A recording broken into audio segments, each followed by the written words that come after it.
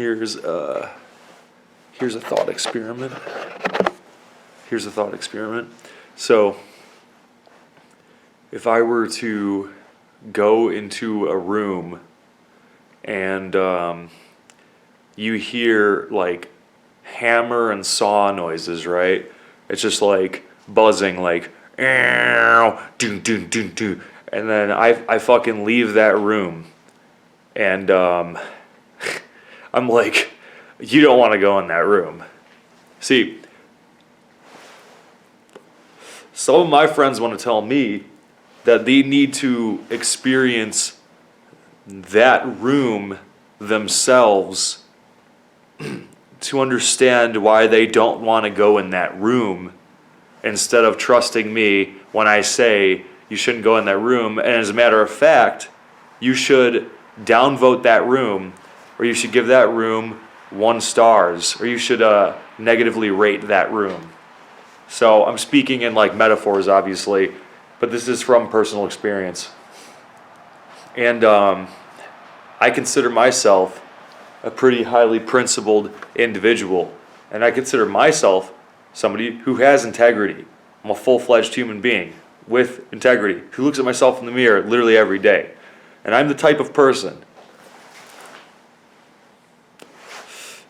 This is my presidency speech. This is what I'm gonna say in North Dakota.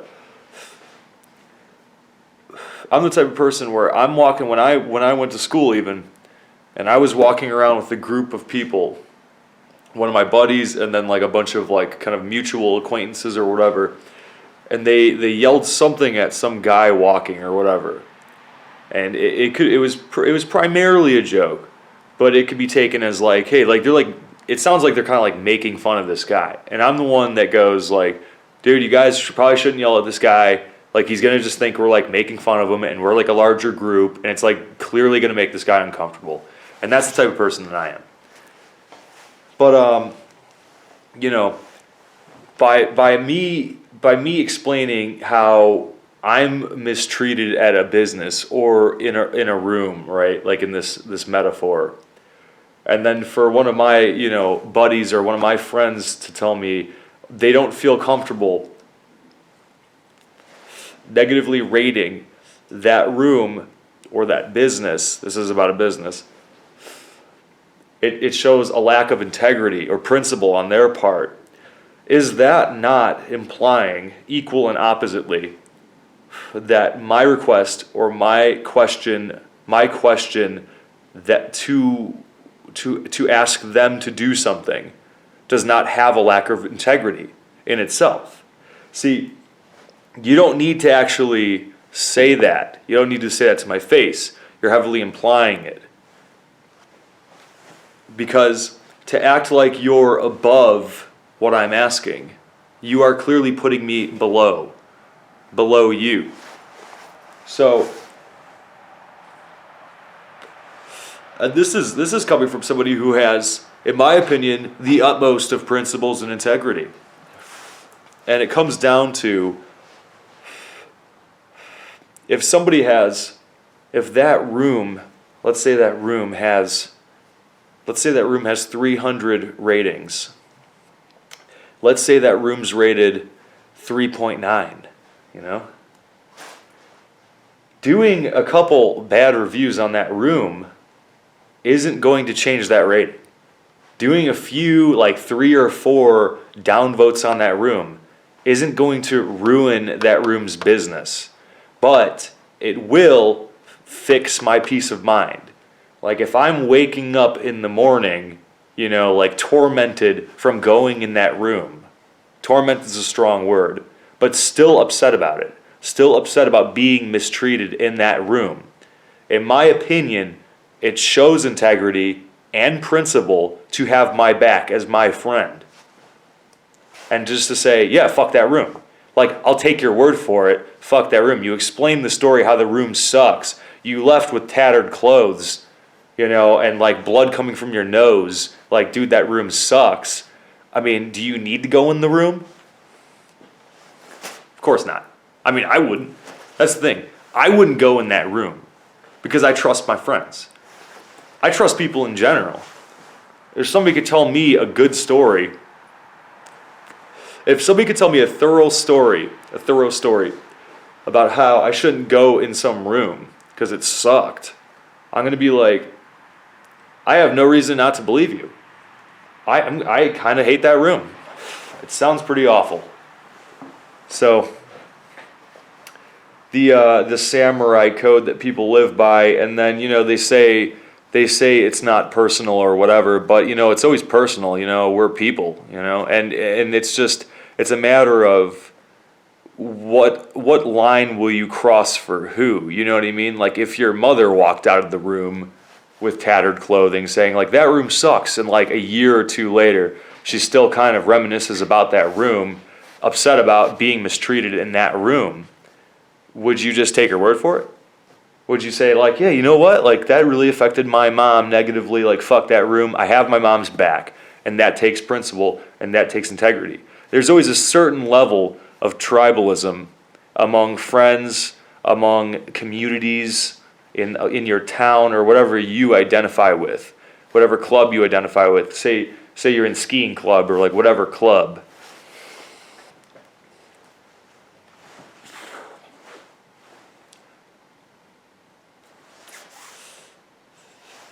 And yeah, it's just annoying.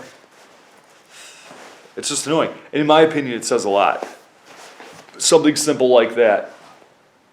It's saying everything is equal and opposite. The implication of saying like, I can't do that for you, and it is for you specifically, for me, right? It's implying a lot.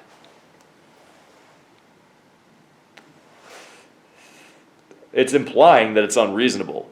And in my opinion, it's not. And again, I think I have a lot of fucking principle and a lot of integrity. And if somebody I knew walked out of that room or whatever, that business, and said this business sucks, give them a downvote, whatever, they're terrible, I would just do it. I wouldn't even bat an eye at it. I understand even people being a little uncomfortable about it, but just doing it for my peace of mind or for someone else's peace of mind because they respect them as a friend. And it quite literally is one of the easiest things to do. It's literally one of the easiest, like, hey, log online and just like press a fucking downvote button or whatever, I mean, as opposed to, hey, can you hold this $20 for me and never give it back? I mean, other than that favor, I mean, what favor could be simpler than taking 15 seconds out of your time on your computer, which you're probably fucking on anyway, to just like have someone's back and to take their word for something. And it's not about ruining the business. It's never been about that. It has always been about my psyche the entire time. That's what it's always been about. It's about my peace of mind. And if somebody could do that for me, give me a bit of a peace of mind, make me feel better. A few people are like, you know what, fuck that room. That sounds fucked up, you're right. And if they go like, hey, I have your back, man, like I'm your friend, fuck that room, I agree, then I have the peace of mind where 2 years later, I won't wake up in the morning being like, dude, that was so fucked up. That room sucked. Like, I wake up angry. I wake up upset in the morning. And partly because it's like I don't feel like an equal and opposite thing happened to the room, what the room did to me, or what the business did to me, right? So it's like, I could fucking, like, whatever. I could downvote the thing, but it's like, I mean, exactly, what's that going to affect? It's like, oh, that room's got like a 3.9 rating. I gave them a downvote. It still have a 3.9 rating. That's not the point. The point is not to literally ruin their business. The point is just so the people working there who fucked me over will see like whatever, 4 like downvotes and just be like, oh shit, like, what do we do? This is irritating me. And then in my mind, for my peace of mind, to think that person's like looking at these reviews, which will pass, which will not ruin their business, will just be like, oh man, I'm a little upset about this, right? And then I can wake up easier. And see, that means a lot to me. that in itself means a lot to me, and that's what it's been about the entire time. So, I mean, it's just, it is what it is, you know.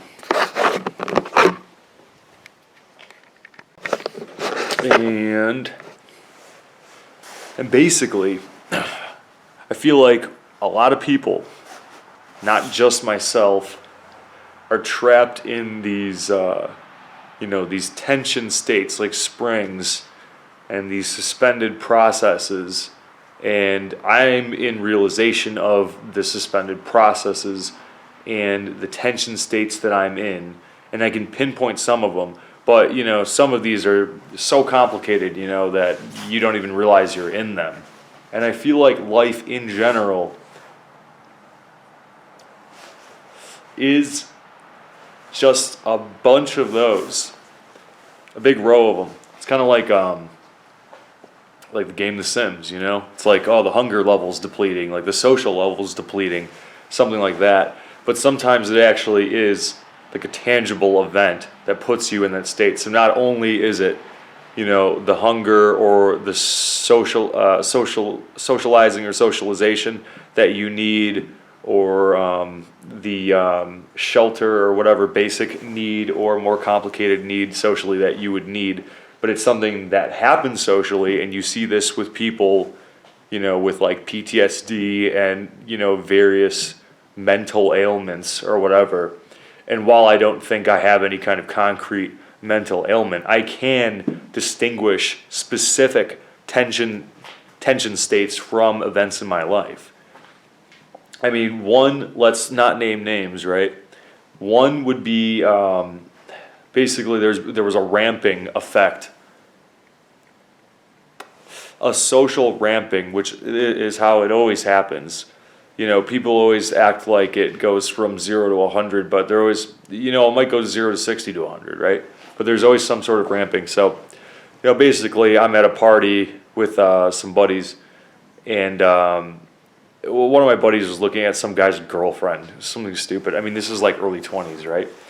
So,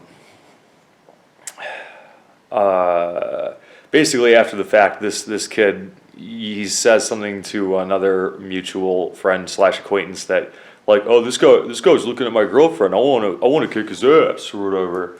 And I just thought that was so ridiculous, because and here's a little tribalism, right? Here's a little tribalism. But I just thought, like, it's kind of like there's a point where like you're being kind of creepy, right? But there's another point where it's like, well, you must have like a hot girlfriend, so it's like, people are gonna look at her. Like, you can't let it go to your head too much, man. So I naturally was like, especially in my early 20s, I'm just like, yeah, that kid's a fucking loser. Like, what a piece of shit. Like telling his friend who told me he wants to like kick this kid's ass, when it's like he was at the same party, dude. Like, you didn't say anything to him. So basically, he just seemed like kind of a bitch for that. And later on, we were at the same place as this kid again, or it might have been a slightly different group. I don't know if the initial guy I was with was there or what have you. But basically, out of sight, out of mind is the key phrase here. And when I'm drinking, or when I was drinking in my early 20s, I go into this other mutual friend's garage and immediately start just like unloading on the like just insults at this kid, basically, who's right inside the door. That's the thing. As soon as I close the door, he's immediately out of my mind. And just like, what a loser, and I'm going off. And because of the initial thing he said, because of the the thing that my friend did, apparently, or whatever. So basically, I go back in. It's super awkward. You can kind of tell like what happened, immediately. Even in like a drunken state, you're kind of like, oh man, all these people definitely heard me in the garage. Like, at this point, 2 and 2, comes together, and it's kind of awkward or whatever. And then that kid leaves. He's like, oh, I'm gonna get out of here or whatever.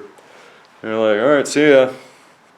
But then after the fact, it was probably a week or two later, and there's definitely ways this kid could find out where I live. There's a bucket of nails at the end of my driveway.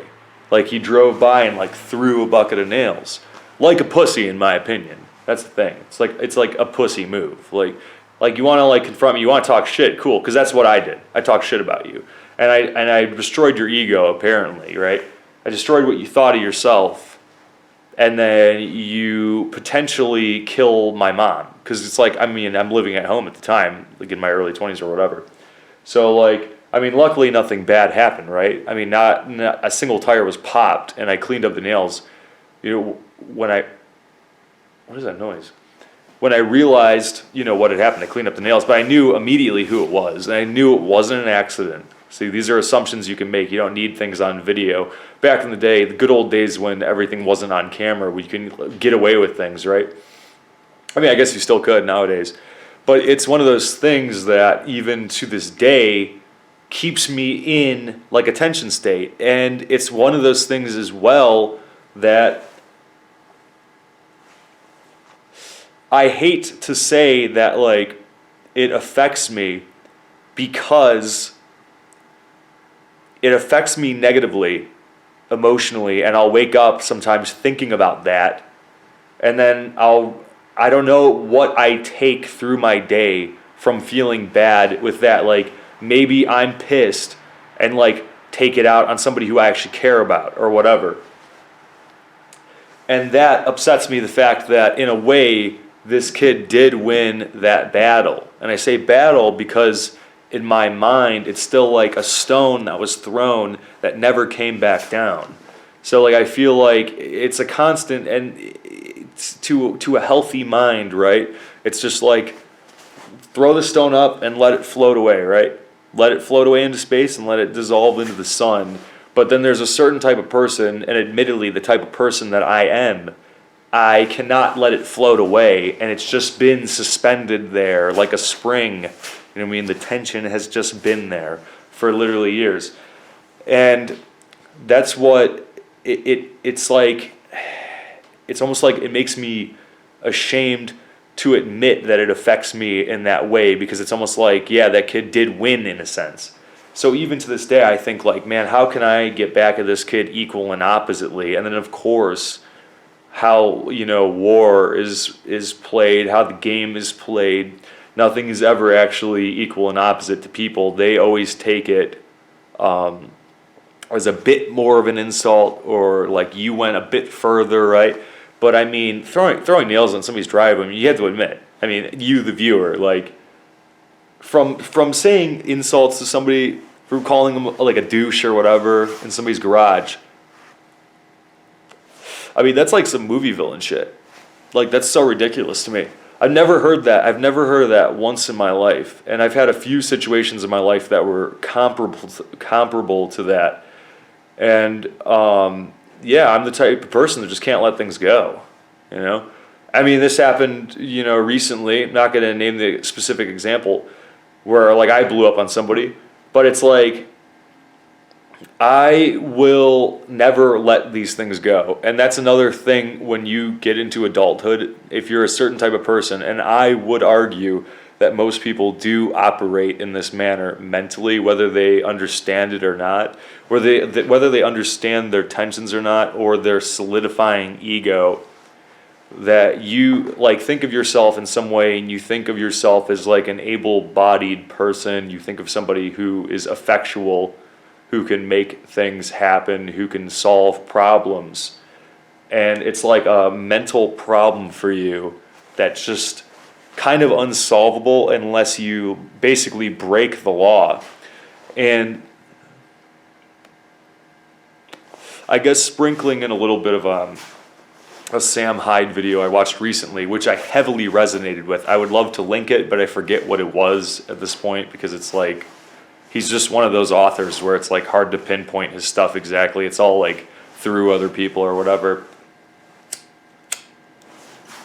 And forgive me for like misquoting or misrepresenting his video, but basically his point, how I took it, was like sometimes stuff like that happens to people, and people want to say like, you just gotta let it go, or just da-da-da-da. But sometimes, you know, you just have to, you want to or have to just take a belt and just fucking beat that person so you can like get that tension out of you, so you don't take the tension out on other people, or the people you care about, essentially making them win.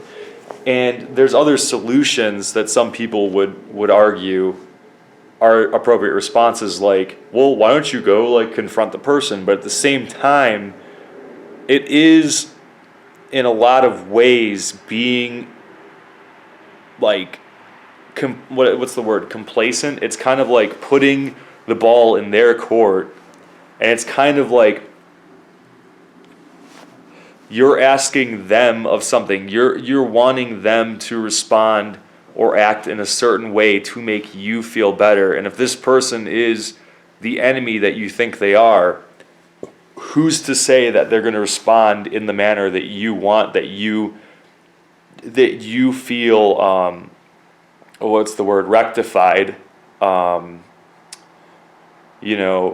after confronting them.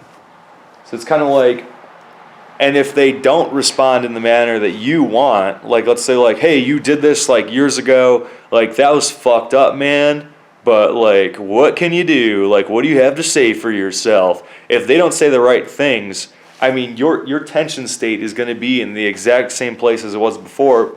And if anything, you're just going to feel shame for putting yourself in the position of putting the ball in their court and essentially, asking the fucking king for his whatever forgiveness in a way, which is exaggerating, but it's kind of like, yeah, you kind of have to deal with your own problems, but then the problem with that is dealing with your own problems is like taking your fucking belt off and like burtling somebody, you know what I mean? And like in this fucking current police state, it's not like the Wild West where you fucking duel people anymore. It quickly, either way, becomes not worth it. And it's very easy as you become an adult with a certain mentality to maintain tension states, because either way, you're either putting the ball in their court and wanting them to respond in a certain way. And if they don't, then it doesn't resolve anything. If anything, it piles on to the tension state. Or you go out and risk your freedom, or you risk your financial situation, because to genuinely feel rectified, like you got back at this person, you made it equal and opposite to how they mistreated you or abused you in some way. It oftentimes it involves, breaking the law. So it's kind of like, is that risk worth it to you? And honestly, sometimes it is worth it to do some bold moves. Although, as me talking in space on YouTube, and I'm kind of mirroring the video that inspired this discussion, although I would argue sometimes it's really the only option, there's a real logistics problem to it sometimes, where if you're not really the smooth operator that you think you are, you can get caught, and again, it will pile on to that tension. So it's either, I guess time heals all in a way. The spring eventually gets rusted and just fucking breaks. But that's just the point of, like, you're so goddamn old, you just kind of forget about it. And it's like, is that the proper way to resolve a problem? Or do you immediately resolve the problem by going to a group therapist with your enemy? You know what I mean? Like, what do you really do? Have tea with them? Or do you fucking throw a brick through their window and possibly get thrown in jail and be worse off than you were before, physically, but mentally you might feel better. So I don't know. It's weird.